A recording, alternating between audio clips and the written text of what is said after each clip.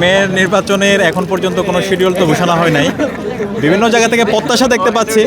এটা ঢাকা, চট্টগ্রাম প্রত্যেকটা জায়গায় বিভিন্ন স্তরের নাগরিকদের থেকে তাদের মতামত আসছে, তারা চাচ্ছে।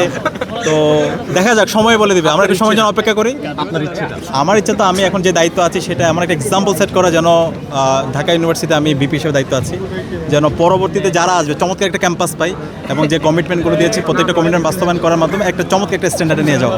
তো এটা আলহামদুলিল্লাহ ইতিমধ্যে করেছি। বিশ্ববিদ্যালয়ের অনেকগুলো সংকট 104 বছর তৈরি হয়েছে, সেই সংকটগুলো আমরা অ্যাড্রেস করার চেষ্টা করেছি। এখানে পরিবহন সংকট, আবাসন সংকট, এটা তো একদিনও হবে না, কিন্তু দীর্ঘমেয়াদী প্ল্যান হিসাবে যে প্রকল্প সেটা যেন দ্রুত বাস্তবায়ন হয়। 11টা হল নির্মাণের কাজ শুরু হবে। এর পাশাপাশি মেডিকেল সেন্টার, সেন্ট্রাল মসজিদ, পাশাপাশি হচ্ছে আমাদের গবেষণায় বাজেট বাড়ানো।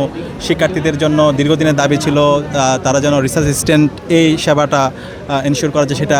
এরপর অনেক ধরনের কালচারাল প্রোগ্রাম এবং শিক্ষার্থীদের জন্য একটা নিরাপদ ক্যাম্পাস নির্মাণ করা, এবং নারীদের জন্য মাতৃত্বকালীন ছুটি, শিক্ষক মূল্যায়ন পদ্ধতি, এরকম অসংখ্য কাজ ইতিমধ্যে আমরা করছি এবং রেগুলার আমরা শিক্ষার্থীদের কাছে জবাবদিহি করছি।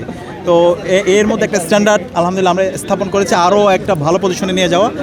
আর মেয়র নির্বাচন সময় বলে দিবে, একটু অপেক্ষা করেন। ইনশাআল্লাহ যে পরিমাণ সাড়া দেখতে পাচ্ছি সব জায়গায়, ইনশাআল্লাহ যেখানে দাঁড়ায় ভূমিদস্যু বিজয় হবে ইনশাআল্লাহ।